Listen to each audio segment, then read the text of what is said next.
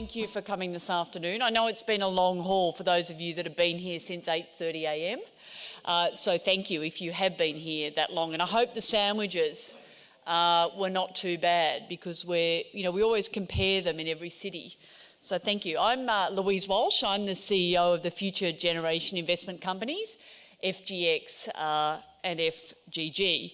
Joining me this afternoon to do the 1 hour presentation is firstly Geoff Wilson, the founder and creator of the Future Generation Companies, as well as a board director of both companies, the chairman of the investment committee of FGX, and also he's on the investment committee of FGG. Next to Geoff, we have Justin Breitling, and he's from Watermark. He is one of our much valued, and we thank him sincerely, fund managers for FGX. Next to Justin, we have Frank Casarotti, and Frank is the head of distribution at Magellan. He's also a board member of FGG, and Magellan is one of our FGG fund managers. Next to Frank, we have Jane Shelton, and Jane is the New South Wales manager for Mirabel Foundation, which is one of our much-loved FGX charities. And last but not least is Bridie O'Day, and she's from the Black Dog Institute, based out of the University of New South Wales, and she represents one of our FGG charities, Black Dog. So basically, Geoff and I will do an update presentation for about 15 to 20 minutes. I'll then do a short panel discussion with the three fund managers, Geoff being included as one of those, and then we'll have a short discussion with the two charities, and then we'll open up for questions. Justin's just told me he's got to pick his kids up and he's got to leave right on 3 p.m. So the good news is we'll try and get you away right on 3. So thank you very much for coming here.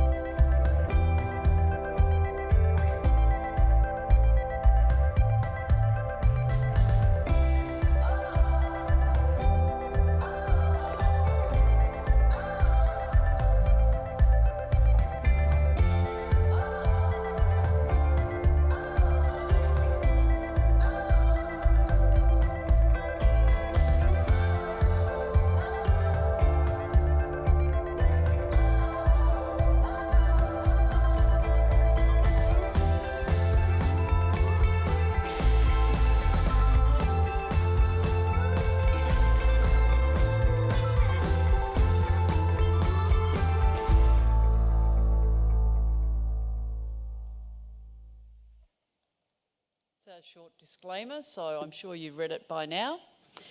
But basically, for those of you that are not shareholders in one or both companies, just a very short recap on the purpose of the two companies. So the Future Generation Investment Companies exist to provide investors with, of course, an investment return, but also a social return. They're very much examples of impact investing. And if you're not so familiar with that term, it's very much on the rise here in Australia, but also globally. Now, the companies are very much a win for shareholders, for the charities that are recipients, and certainly for the fund managers as well. So these companies exist and are an absolute win for shareholders because they provide investors with exposure to the best boutique Australian and global fund managers without investors paying management and performance fees. So that's really the essence of what we're talking about here. And by not paying those fees, it enables us to donate 1% of our assets of both companies to charity each year. So just to give an example, with FGG, which is the global equities company, so that was listed in September 15, in that case, if you were investing with one or more of the managers, you'd typically be paying a 16% performance fee and on average a 1.3% management fee. So here, you're not paying any performance fee, and instead of paying the 1.3% management fee, 1% of the assets and in the case of both companies, are actually paid to charity. So FGX is focused on children and youth at risk charities, and FGG is focused on children and youth mental health. The charities are very much the winners in this scenario as well, because it provides them with an ongoing stream of annual donations. As long as they're one of our recipient donations, then they have to perform. I mean, they have to meet key performance indicators that we've set with each of them each year, and they're measured against those, because we want to be able to measure the impact of the work that these charities are doing so that we can make sure that you're aware of it as shareholders. Lastly, from the fund manager's point of view, it does provide them with a unique opportunity to contribute to Australia's future generations. And the fund managers, we absolutely can't thank enough for their contribution here, because we wouldn't be here today if the fund managers hadn't agreed to waive their normal management and performance fees. So we especially thank Justin and Frank and the other 28 fund managers that we have on board with us. Today, we have gross assets combined for both companies of at least about $750 million worth. We started with $200 million when FGX was listed in September 14. The plan is to substantially grow these vehicles so that within 10 years, the gross assets will be at least $3 billion. So that means that the annual donation will be at least $30 million a year. So we're aiming to be the second biggest funder of the non-profit sector within 10 years, second only probably to the Paul Ramsay Foundation. And many of you will be familiar that Paul Ramsay left that $3 billion bequest to charity when he died about three years ago. The investment objectives are threefold: to provide a stream of fully franked dividends, secondly, to achieve capital growth, and thirdly, to preserve shareholder capital. Now, if we take a look first at some highlights for FGX, so Future Generation Investment Company, and as I said, this vehicle is for investors that are interested in investing in Australian equities, and it was the first company that was set up in September 14. These are the 19 fund managers that are supporting FGX. These are all some of the best performing boutique managers that the investment committee could find, and here in Australia. And we're delighted that Watermark is one of those, and you're going to hear a little bit more from Justin very shortly. Geoff will talk just straight after me a little bit about the performance and what the investment committee's been up to for FGX as well as FGG. We also want to acknowledge the non-profits or charities that we're supporting here. So this is where the 1% is being directed of the assets. Most of these non-profits operate nationally. Some of them only will operate on the eastern seaboard. You're going to obviously hear from Jane very shortly from Mirabel, and they operate most of their work in New South Wales and Victoria at this point in time. These charities are under a lot of scrutiny. We're quite demanding with what we want them to achieve, and at some point in time they all know, they may not necessarily get ongoing funding, but we would like to do that, and we'd like that to increase each year. These are our much-loved service providers. So these are the businesses that are acting pro bono in most cases behind the scenes to make these companies work and to keep our costs as low as possible. Just so you know, I'm actually the only paid employee of both companies. So my package is split three ways. A third is paid by FGX, a third by FGG, and WAM actually pays the other third. Mertons do our company secretary work, pro bono. Wilson Asset Management behind the scenes is incredibly generous. Just so you know, we have a full-time finance person that sits in the WAM finance team that purely works on the finances for both of these companies, and their salary is fully funded by WAM. So I can't thank Geoff, Kate and Chris and the team at WAM enough for the work that they've done to support these companies to date, but also in the future. Just a few highlights of the 6 months to 30 June 2017. Firstly, a 2.2 cents fully franked dividend that was paid in October. Annualised 4.4 cents for the financial year 2017, and that was a record dividend of 2.2 cents paid in October. The charitable donation for FGX that was paid last month, $3.8 million. So that keeps on rising each year. And if you compare that to the $6.4 million worth of savings, that is foregone management and performance fees from the fund managers, but also the service providers, it's well and truly above the donation of $3.8 million, which we're obviously very happy about. Some of the impact of the charitable work, I won't dwell on this too much because we're going to actually hear from Jane and the incredible work that Maribel does. But we provide this information to all of our shareholders every August so that you can actually contribute and have a say in where that 1% donation goes each year. So this is sort of the summary of some of that work. If we take a quick look at FGG now, so this is Future Generation Global Investment Company, and many of you will know that once FGX was listed in 2014, a lot of investors said to Geoff, would you be prepared to do a global equities equivalent LIC? And so that's because we're underweight in global equities, and that's really why FGG was created, and we were successful in raising over $300 million during the IPO in mid-2015, and it was listed in September 15. So we again want to thank our fabulously generous fund managers in FGG. We have 13 fund managers in FGG, including, of course, Magellan, who I mentioned earlier. These guys are incredibly generous in waiving those fees, and we like to thank them as much as we can, because we wouldn't be here up on stage if it wasn't, there just wouldn't be FGX and FGG.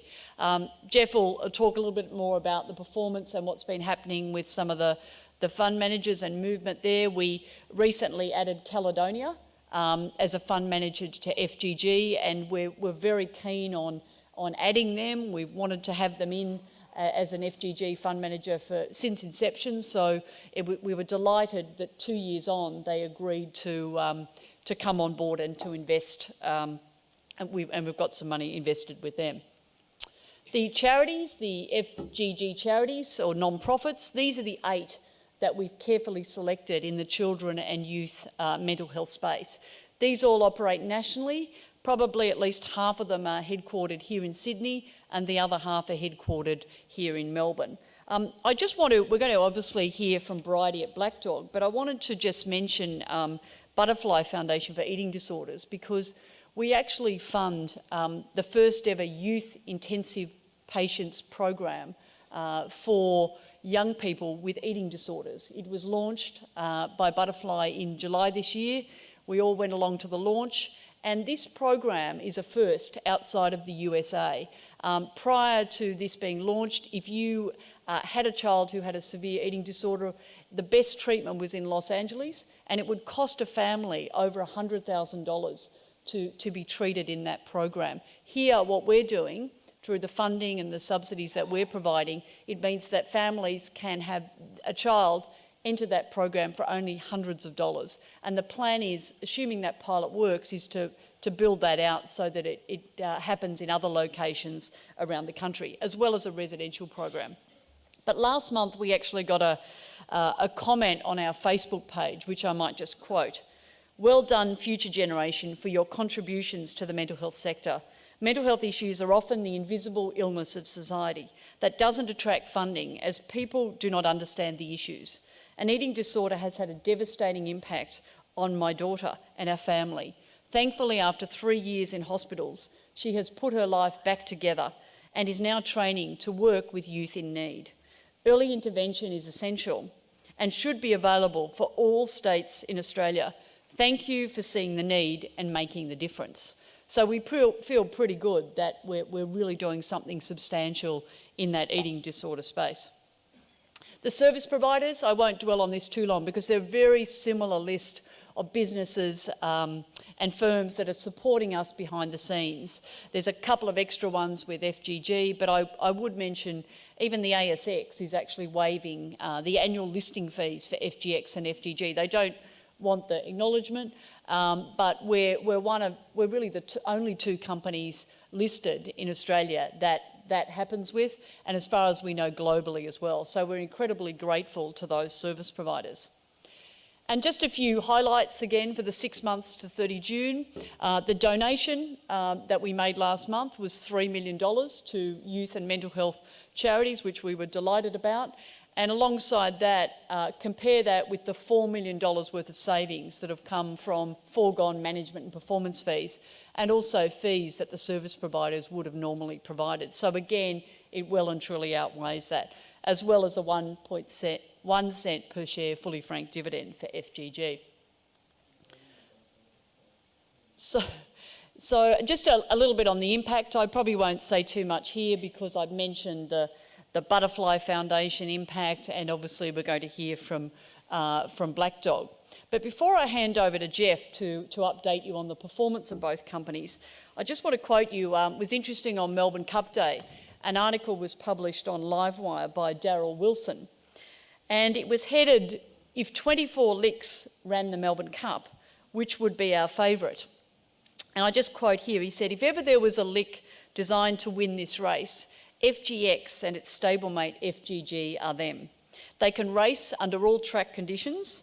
They will stay the distance. These two thoroughbreds are race favourites without a doubt," and they were in his top 3 licks in Australia. He also said 6 months earlier in a different article about FGG that it was his desert island stock. So if he could only invest in one stock and he lived on a desert island for the next 10 years, it would be FGX. So thank you, and I now call upon Geoff.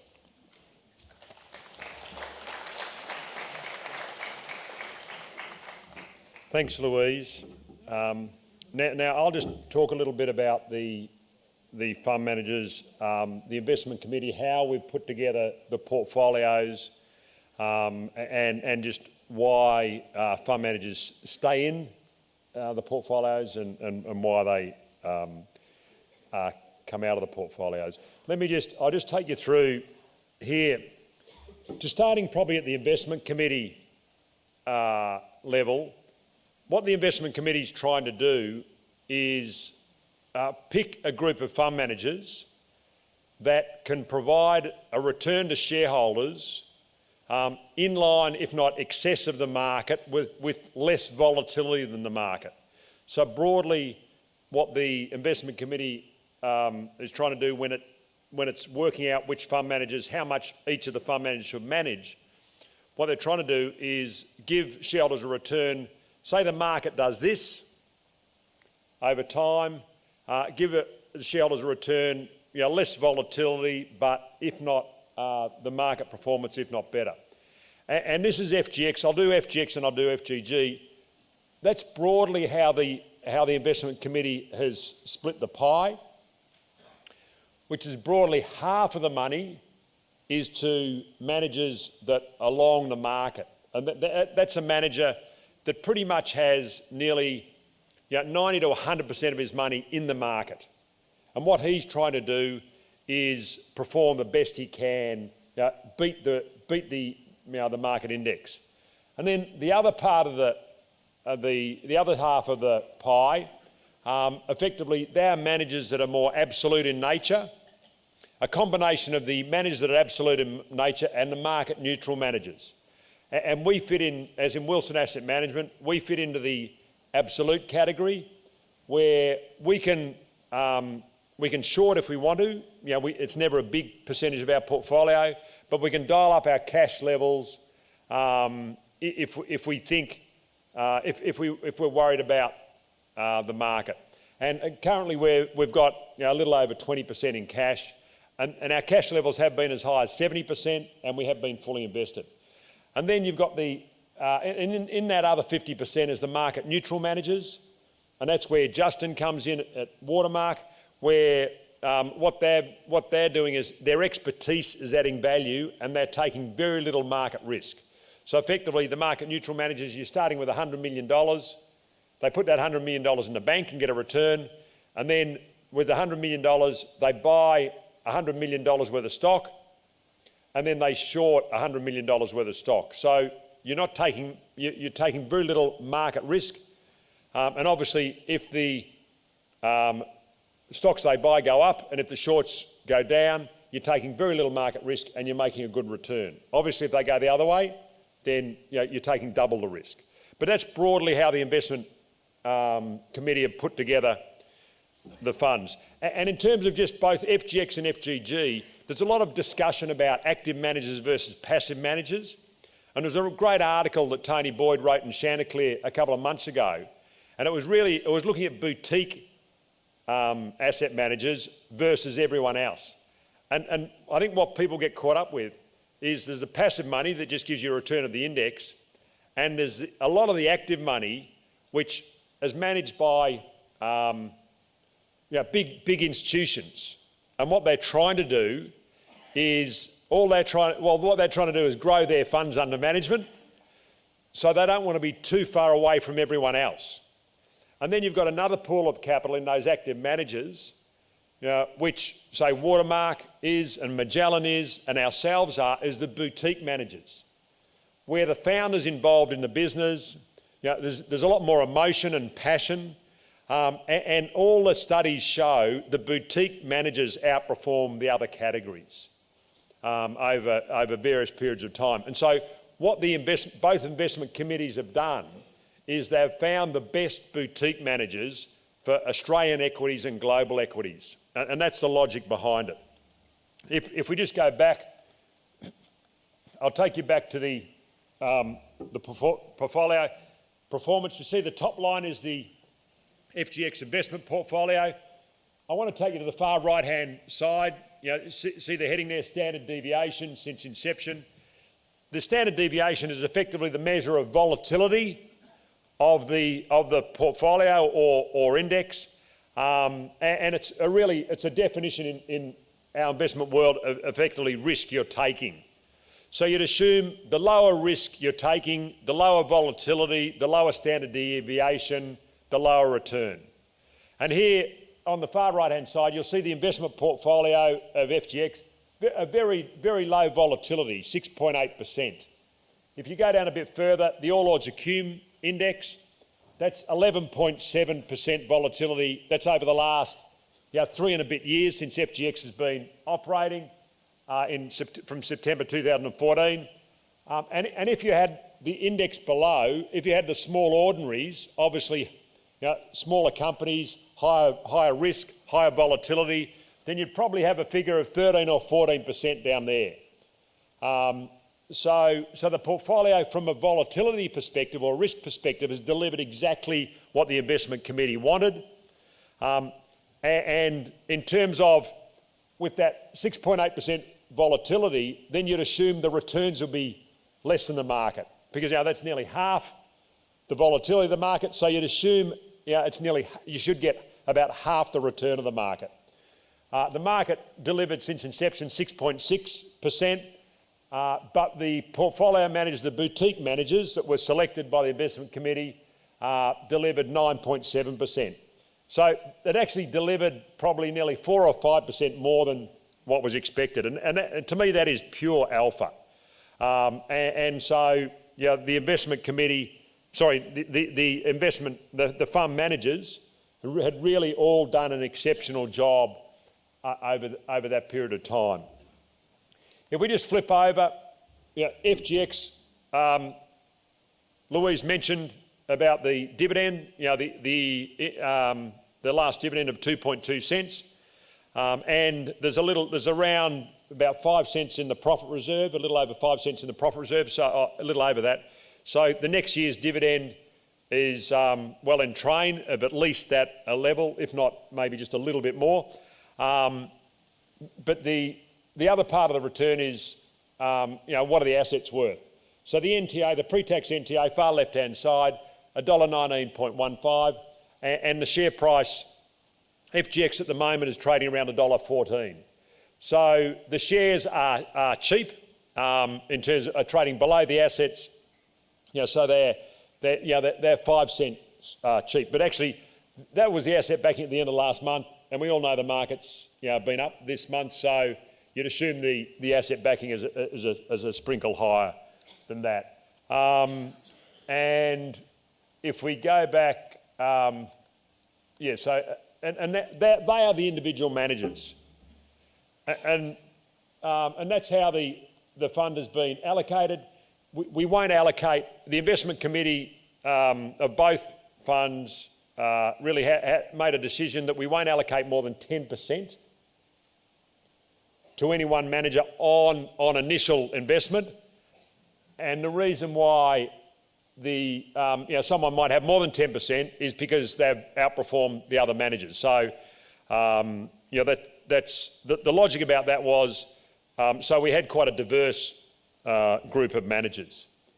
And in terms of putting managers in and out, and this is the same for FGX and FGG, both investment committees, you've got to remember we've selected these managers to provide a risk-adjusted return. So if the manager, what are red flags for the investment committee to start reviewing closely the managers? Obviously, the investment committee looks at the performance numbers on a monthly basis. We also have a quarterly survey that we do with all the fund managers. They have to fill out, and we have quarterly meetings, the investment committee. But it's very dynamic. And what we do is, if a manager is performing better than we anticipate, then we review them, because normally there's the sort of the what's that bias? Confirmation bias. You think, oh, how smart are we as an investment committee? We selected this guy and he's doing a lot better, but is he taking more risk than we anticipated? So we need to understand why they're doing better than we anticipated. And then also on the other side, we all, obviously if someone's performing, is underperforming, then we need to understand why. And the other red flags are any change in personnel. And with FGX, we've added a few managers. We've removed one manager for underperformance. It was a quant fund. They actually had some unexplained performance, which we queried them on. They explained that they've put another filter in, and it won't happen again. And then unfortunately, there was some unexplained performance. So then we removed them. In terms of FGG, again, if we look in the far right-hand side, I'll go a bit further. We'll go to the asset allocation. So broadly, again, trying to get 50% to quant absolute, and the other 50% long equities. We're a little bit longer the market in terms of more direct exposure to the market, and I'll come back to that in a second. At the investment committee level, not at the individual fund manager's performance level, but at the investment committee level, we made an error at the start, when we put the first group of fund managers together, because we added some fund managers that were purely Asian fund managers. So what we ended up doing, even though we put all the managers through an optimiser, and that's broadly to get exposure to the world, as it is in the MSCI Global Index, broadly 50% US equities. We ended up having too much exposure to Asia. And what we've done after the first period of time, we decided we wanted to remove that sort of over-allocation to Asia, and just go to the same managers, but just their global fund, and let them decide on the individual allocation to Asia. And what that overexposure to Asia in those early days did, of course, increases your volatility, because Asia is a lot higher risk than the more developed economies. So that's broadly, and the last Asian fund will be coming out in the next couple of months, and that'll give us about another 3% in cash. And that, with the excess cash, we're going to add to a more absolute bias or market neutral manager in FGG. And with Caledonia, I know Louise mentioned that they've come on recently. When we first approached them, they said, hey, look, we've got our own foundation, and we give a lot of money to charities directly, and we think it makes sense for us to do our charitable work through that. and to me, take my hat off to them. And it was really the great work of our chair, Belinda Hutchinson, who's persuaded them to be involved. So, to me, that was having them on board was fantastic. In terms of FGG, the NTA, just a little on the far left-hand side, just under $1.21. And the good news or the bad news is today they're trading around that price. So they're trading around NTA. So that's, you could argue that's fair value. I could give you an argument to say it's not fair value, it's cheap, which I will in a second. And actually, I'll give you that argument now, I may as well. FGX one's easy because that's just trading below NTA. But the question is, the theory on listed investment companies is, the theory is listed investment companies per se trade at a discount to NTA. Now, why do they trade at a discount to NTA? Is because assuming the average listed investment company performs in line with the market, and most of the listed investment companies, or the newer ones, the ones that have been created over the last 3 decades, are externally managed. And so say you pay an average of 1% management fee. So in theory, the discount should be the net present value of that 1% management fee over time. So whether they should trade at a 5 to 10% discount, that's the theory. The interesting thing is, with FGX and FGG, I know you still, effectively the 1% goes to charity, but you're actually, as an investor, you're getting a free kick. And Louise sort of pointed it out quite clearly. Look at FGX. The managers were entitled to performance fees over the last 12 months. They had rebated it back to the company, and there was the 1% costs over the 12 months was $3.8 million, but the managers gave back $6.4 million. So the difference between the 3.8 and the 6.4, that $2.6 million, shareholders got that. So, but if you had invested in those managers' funds, as we had, you would have paid $6.4 million, but you only paid 3.8. So you're actually getting a 40% discount to get exposure to those managers. So you could argue, you could do an NPV of the savings you get. And so, you could argue that you actually should pay a premium to NTA because of the discounted benefit you're getting to get exposure to those managers, paying less than what you normally would. Anyway, that's all theory. Get back to that's my story. Now that no one's trading at NTA, now we've got to lift the bar a bit higher. But looking at this, let's look at the far right-hand side and let's look at the standard deviation.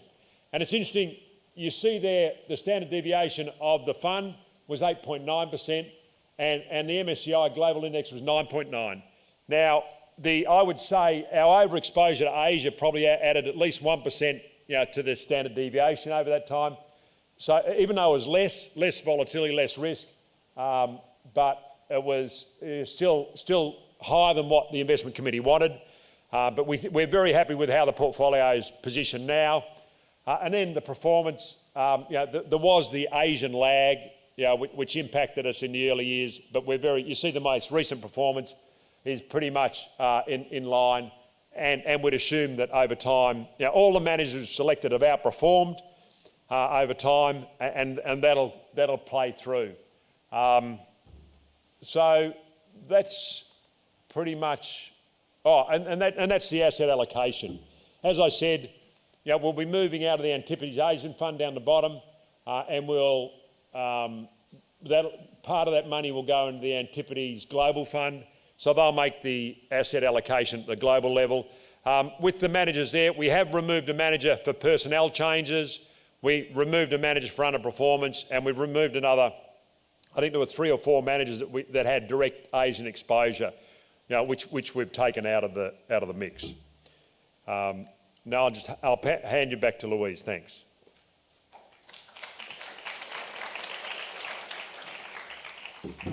Thank you very much, Geoff, and we absolutely thank you as well. So for creating these two vehicles.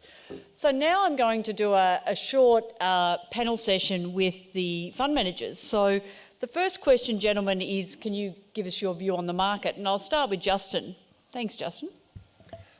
Thanks for that, Louise.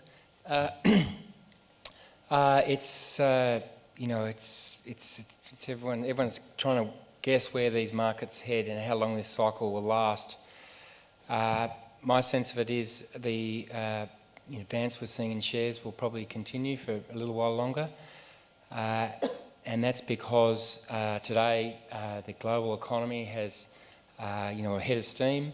You've got synchronised growth across most of the major economies, and you've got the support of ongoing policy support from central banks with very low policy rates. It looks like this tax package, which is before the US Congress, will get passed. And the US market actually hasn't, if you actually look at the companies that benefit from that tax relief, they haven't really outperformed. So the market hasn't really information yet, the fiscal support that looks like it's going to come through. So, and it's very positive for profit growth in the US, for the corporates obviously that benefit from those tax cuts, but also American households that benefit from the cut in the tax rate. So that's a very big dollop of stimulus, which is going to be put on top of an economy that's performing very well and accelerating. There's lots of momentum in the global economy,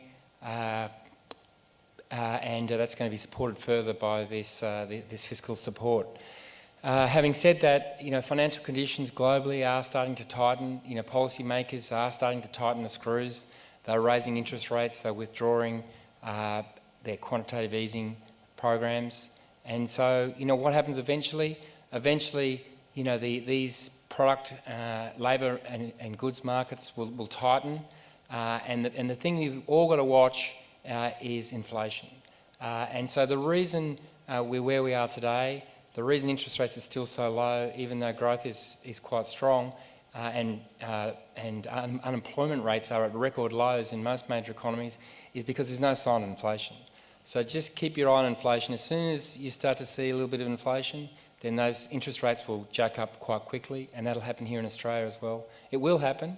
It might be a year away, but at some stage in the next year or two, financial conditions will tighten. The growth in these economies will naturally peter out, and they'll roll over, and we'll move into the next down cycle. So that would be my best guess, Right. Louise. Thanks very much, Justin. And how about you, Frank? Yes, so from a global perspective, the challenge for us is to really filter the noise and really focus on things that do matter. So, there is lots of noise out there, whether it's terrorism related, whether it's Syria related, you name it.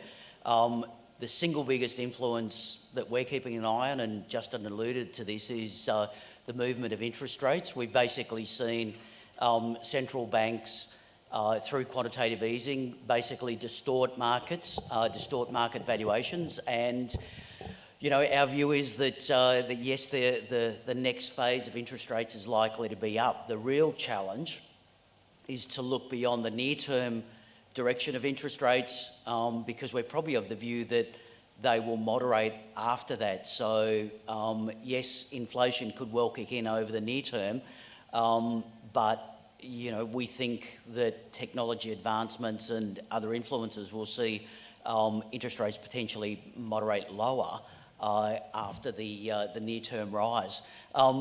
Obviously, other geopolitical related issues, obviously what happens on the North Korean peninsula is potentially frightening. If someone makes a mistake in their calculations, then kind of all bets are off. With Trump, we've basically taken the House view that whenever he speaks, we put the earplugs in, because it's got absolutely nothing to do with what he says. It's what he gets through Congress and the policies that he actually introduces, as distinct from those that he's talking about. To the north, obviously, China is critical, and we continue to watch their financial statistics if you believe them, then that's definitely worth the watch from our perspective. Yeah. Thank you. Thanks, Frank. And Geoff? Yeah, thanks, Louise. I'm not quite bearish. I'm probably more, well, like I suppose both of you. My view is, it's the third longest bull market in the US ever. We're in the mature stage of the bull market. We're close to the end. Just be conservative. Great, thank you. Good summary there. Okay, and this is probably my favourite question of the afternoon. It's the question where we ask our fund managers for a stock pick or two. So I might start with you, Justin, with your one or two picks. Well, I might have to give you three. Oh, when have you got to leave? When have you got to leave? That's a result.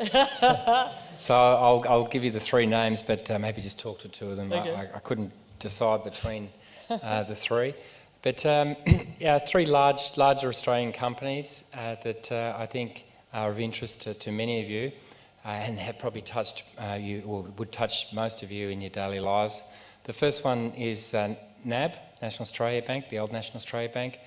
The shares have fallen sharply following their result last month. The result itself was actually quite solid. The business is performing quite well, but there was a lot of misinformation around their guidance with their cost structure. So they're talking about their costs going up quite sharply this year, and then they're going to hold their costs flat for a number of years, and then they guided towards a cost-to-income ratio which actually frankly looked unachievable in the medium term. But if they could ever get there, it would be spectacular. But everyone was scratching their heads, trying to work out how they could get there. So it looked like very ambitious guidance. The market took it very badly, and the shares sold off sharply. They're down 10% since the result last month. The business, it's a great business. They have a very strong position in the business banking market here in Australia. Small, medium enterprises and middle markets, that's their stronghold. The banks are out of favour at the moment. Westpac, ANZ, NAB, there's obviously talk of a banking inquiry. So they're really out of favour. The banking inquiry will probably come, the Royal Commission. But the banks are incredibly resilient. They will navigate through this challenge, and today they are relatively cheap in a very expensive market. So that's NAB. The other one, another company you'd be very familiar with, Woolworths. We actually don't mind Woolworths here. They're out trading Coles, by a healthy margin. In the last quarter, their what they call comp store growth, or the growth of their average store, was growing twice as fast as Coles. They really have turned the tables versus Coles. Coles stole the march on them a few years ago, but Woolworths have fought back. They've changed their messaging. They cut their prices. They put over $1 billion into the basket in terms of cutting price. They've changed all their marketing, and they're really getting customers back into their stores. They're trading well and trading much better than Coles. In the latest market share data, it looks like they're even holding off Aldi, which is quite an accomplishment. So they're taking share from Coles, and Aldi aren't actually growing their comp stores sales in the last, it doesn't look like they are at least. And the feedback from suppliers is still very positive on Woolworths. There's very good momentum there. They're losing a lot of money in Big W, but if you add those losses back, then the shares are on 15 times 2019 for a business that'll grow double digits in the next 2 to 3 years. So I think that's very interesting as well. I'll just leave you with a third one. I won't go through the story in detail, but Ramsay Health Care, the largest private hospital operator in Australia. The shares have suffered more recently because of the concerns around private health insurance. A lot of the younger people are opting out of the pool. But both sides of government are committed to private health insurance. It keeps those people out of the public hospital system. And Ramsay is an outstanding operator, and as Louise mentioned, also one of the biggest contributors to the charity sector. So 3 interesting names for you to consider. Great. Thank you very much, Justin. That was great. So Frank. So I just want to give a quick flavour of the portfolio, and just quickly to talk about our top 10 holdings. So Alphabet, which owns Google, Apple is in the portfolio, eBay, Facebook, Kraft Heinz is in the portfolio, Microsoft, Starbucks, who make the world's worst coffee, Visa and Wells Fargo. Wells is like the Commonwealth Bank of America, if you like. But our single biggest holding is in a company that is known to everyone, hopefully in this room, is Apple. And if ever there was a case for active management, Apple is arguably one of the most analysed companies in the world. All the analysts are all over it, tracking every single transaction and every movement. Their handset sales, iPhone sales, came off their peak. I think they were growing at about 17% year on year. They dropped to about 15%, and the stock was sold to below $100. This is about 14, 15 months ago. At that point, and we'd followed the business quite intensely, but had never bought. But when it hit sub $100, we thought this is a fantastic buying opportunity, because we got our heads around the fact that it wasn't about the handset sales, it was about the ecosystem. And what Steve Jobs did was basically build this beautiful walled garden and invite us all into his walled garden and then slam the door behind us. We're trapped in his ecosystem, okay? And what we think is about Apple is more of a subscription service than a handset seller. And you look at their loyalty, their customer loyalty, it's off the Richter scale. It's something in the order of 95, 99% propensity to repurchase. So if ever there was a global product that is really just penetrated our complete lifestyle, then it's Apple. That share price today is around $170. Okay, so the good old passive investors, they would have held index weight. The active investors said, "Oh my God, this is a gift from above," and would have loaded up. So that's our best exposure. And I must say, I'm one of those Apple obsessed people, Yep. and I will always be, I think, 'cause I don't know if anything's going to outdo that, but we'll wait and see. Geoff? Hey, thanks, Louise. And so you've got some really high quality Australian companies. You've got high quality global companies. Now, I'm giving you risk. I'm giving you really small companies that you might lose a lot of money on or make money on. And probably one of the first one's the riskiest, and then the second one's got leverage. The first one is Emeco. You know, it's mining services. Effectively, mining services, well, the industry was a number of companies going under, 3 or 4 years ago. It's come back, and we just think it's in the process of recapitalising.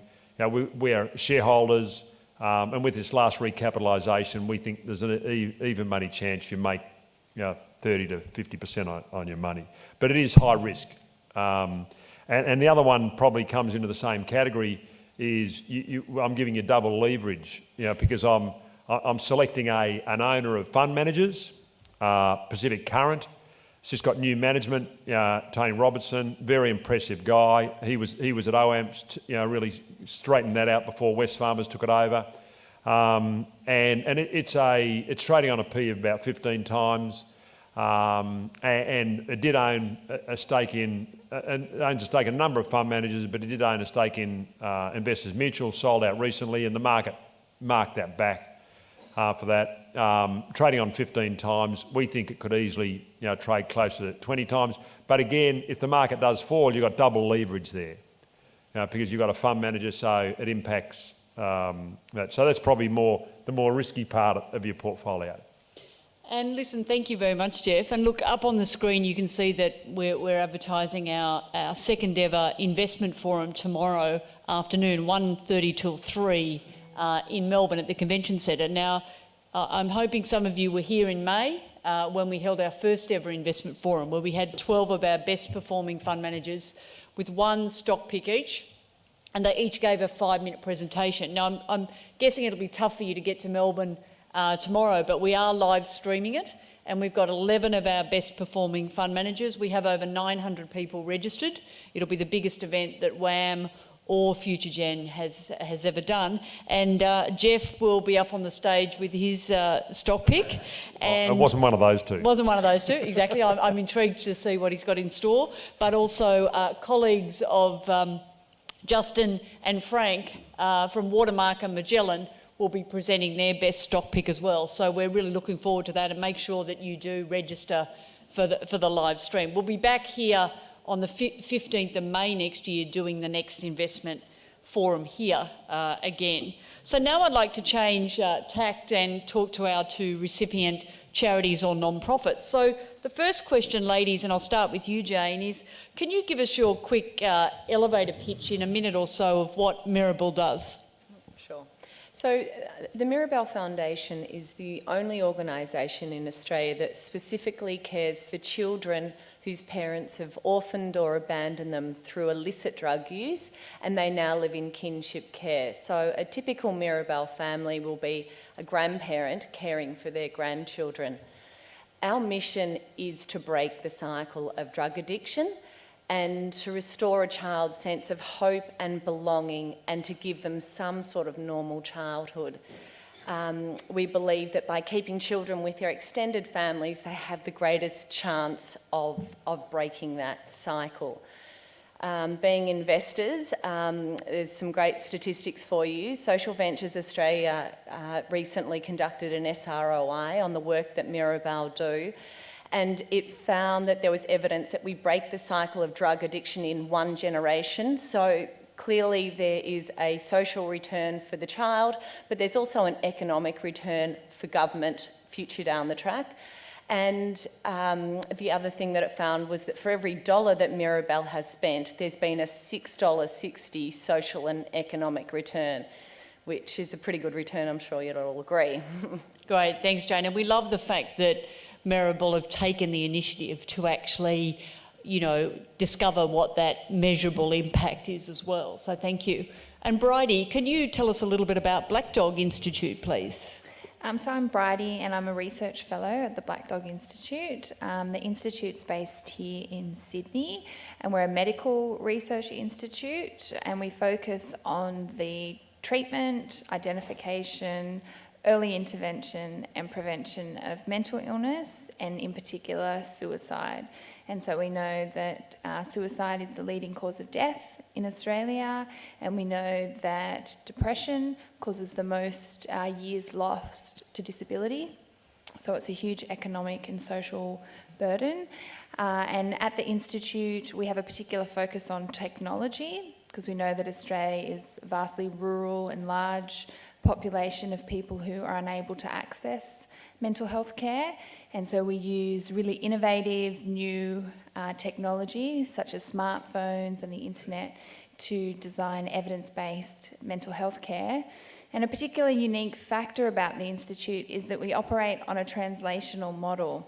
So within the Institute we have clinics, research and education, which allows us that the new findings that we come across in our research, we can implement them into practice and out into the community very quickly. And therefore, we have a really strong focus on evidence-based care. Great, thanks so much, Bridie. So next question, ladies, is can you tell us a little bit about how the FGX, FGG funding is being spent? Approximate dollar numbers, but importantly, where the money's going and the impact. Well, the dollars have increased over the last 3 years for us, and I think we've got about 216,000 coming to us this year. We are fortunate in that the model that FGX has allows us to be broad in the way that we use our money, in terms of we can address issues as they arise immediately and care for our families. Often with non-profits you have to apply for a specific program of funding, but FGX gives us diversity. So the money goes towards initial needs assessment, educational support, sorry, I'm just having a mental blank, but so tutors, Therapists, that sort of thing? Sorry, therapeutic groups for the children, initial early childhood risk assessment, yeah. Great, Thanks. fantastic. And Bridie, how about with Black Dog? So at the Institute, the money was used specifically to fund a Centre of Research Excellence. And basically what this means is a group of researchers that are focused on one particular social issue. And for us, that's youth suicide. So we use that money to band together collaborative researchers and actually fund 3 individual projects. And one of the first projects is using a mobile phone to deliver therapy specifically for people living with suicidal thoughts. And that's a little bit different to people who live with depression or anxiety. We also have another mobile phone app that uses Bluetooth technology to actually censor when you're in connection with other people, because we know that social withdrawal is a key risk factor for suicide. And lastly, we're using the money to fund workforce development. So we're investing in early career researchers like myself, in that we become very specialised in youth mental health, and it gives a sustainable future in this area. Thank you. Thanks very much, ladies. Really appreciate you sharing that, and it really rounds out the discussion because you're very much hearing from both sides. Now, I'm conscious of the time, and particularly because Justin's got to buzz away. So if anyone's got any particular questions for Justin, that would be good to shoot them out first, but we'll have some question time now. Any questions or comments? And we've got a few people with microphones. So thank you.